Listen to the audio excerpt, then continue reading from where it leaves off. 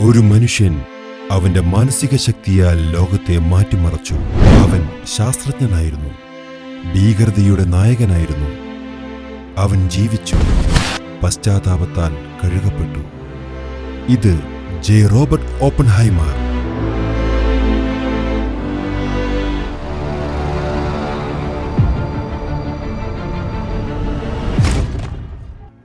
ആയിരത്തി 1904 ന്യൂയോർക്ക് നഗരത്തിൽ ജർമ്മൻ ജൂത കുടുംബത്തിൽ ജനിച്ച റോബർട്ട് ചെറുപ്പം മുതൽ തന്നെ അസാധാരണമായ മിടുക്കനായ കുട്ടിയായിരുന്നു.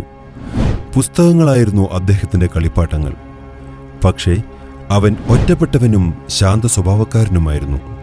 ഹാർവേഡ് യൂണിവേഴ്സിറ്റിയിൽ നിന്നും ക്വാണ്ടം ഫിസിക്സിന്റെ ലോകം തുറക്കുമ്പോൾ അദ്ദേഹത്തിന്റെ മനസ്സ് യുക്തിയും താത്വികതയും ഒരുമിച്ച് ഓടുന്ന പാത തിരഞ്ഞെടുത്തു. ഓപ്പൺഹൈമർ വസ്തുതകൾ മാത്രമല്ല, തത്വങ്ങളെയും വിശകലനം ചെയ്തു. ഭൗതികശാസ്ത്രം പഠിച്ചിരുന്നുവെങ്കിലും ഭഗവത്ഗീത, ബുദ്ധദർശനം, സിഗ്മണ്ട് ഫ്രോയിഡ്, കാർൽ മാർക്സിന്റെ ബുക്കുകൾ എന്നിവയെല്ലാം അദ്ദേഹത്തെ ആകർഷിച്ചു. 1942 ലോകം യുദ്ധത്തിൽ മുങ്ങിയപ്പോൾ അമേരിക്കൻ സർക്കാർ മാൻഹാട്ടൻ പ്രൊജക്ട് എന്ന രഹസ്യ പദ്ധതിക്ക് അദ്ദേഹത്തെ ശാസ്ത്ര നേതാവായി തിരഞ്ഞെടുത്തു. അണുശക്തിയുടെ നിയന്ത്രണത്തിലൂടെ ബോംബ് ഉണ്ടാക്കുക എന്നതായിരുന്നു പദ്ധതിയുടെ ഉദ്ദേശം. 1945 ജൂലൈ 16 വെയിലേറിയ ന്യൂ മെക്സിക്കോ മരുഭൂമിയിൽ കാലാകാലങ്ങളിൽ ഒരിക്കലും മനുഷ്യൻ നടത്തിയിട്ടില്ലാത്ത പരീക്ഷണത്തിന് ഭൂമിയും ആകാശവും സാക്ഷികളായി. അങ്ങനെ ലോകം മറച്ചുവെച്ചൊരു മറ്റൊരു സൂര്യൻ ഉദിച്ചു. മനുഷ്യന്റെ കൈകൾ വഴി ആദ്യമായി അറ്റങ്ങളില്ലാത്ത അഗ്നിയുണ്ടാവുകയും കാലം ഇരുണ്ട വാതിലുകൾ തുറക്കുകയും ചെയ്തു. ആ നിമിഷത്തിൽ അദ്ദേഹം പറഞ്ഞു, "Now I am become death, the destroyer of worlds." അദ്ദേഹം വിവാഹിതനായിരുന്നു. എന്നാൽ അദ്ദേഹത്തിന് മറ്റൊരു കാമുകിയും ഉണ്ടായിരുന്നു. അവളുടെ പേരാണ് ജീൻ ടാറ്റ്ലോക്ക്.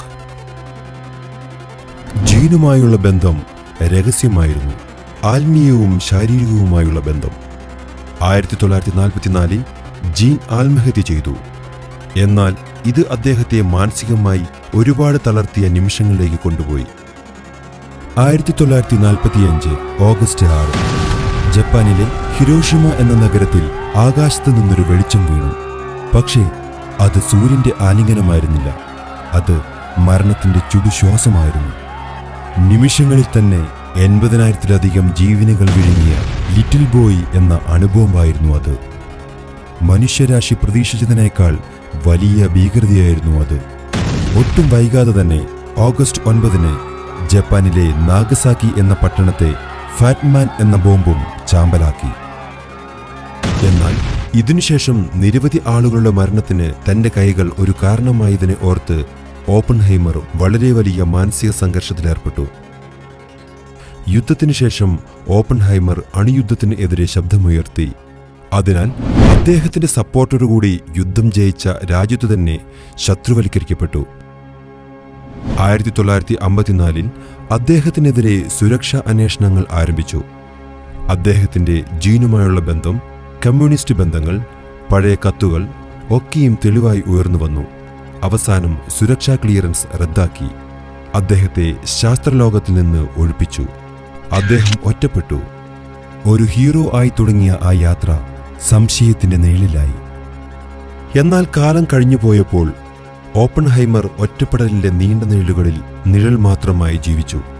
പക്ഷേ ചരിത്രം എല്ലായ്പ്പോഴും ഒരേ രീതിയിൽ മാറില്ല. വൈകിയാണെങ്കിലും അദ്ദേഹത്തെ മറ്റൊരു അംഗീകാരം തേടിയെത്തി. 1963 American president Lyndon B Johnson അദ്ദേഹത്തിന് എൻറിക്കോ ഫെർമി അവാർഡ് എന്ന മഹത്തായ ബഹുമതി സമ്മാനിച്ചു. അതൊരു പ്രഖ്യാതമില്ലാത്ത പിഴവിന്റെ കുറ്റസമ്മതമായിരുന്നു. അദ്ദേഹത്തെ ഇറക്കിവെച്ച അതേ രാജ്യം അദ്ദേഹത്തെ വീണ്ടും ചേർത്തുപിടിച്ചു. 1967 ഫെബ്രുവരി 18 ഓപ്പൺഹൈമർ ലോകത്തോട് വിട പറഞ്ഞു. അദ്ദേഹത്തിന്റെ മരണത്തിന് 70 വർഷങ്ങൾക്ക് ശേഷം 2022 1954 അദ്ദേഹത്തിൽ ചുമത്തിയ എല്ലാ അപവാദങ്ങളും തെറ്റായിരുന്നുവെന്ന് അമേരിക്കൻ സർക്കാർ ഔദ്യോഗികമായി പ്രഖ്യാപിച്ചു.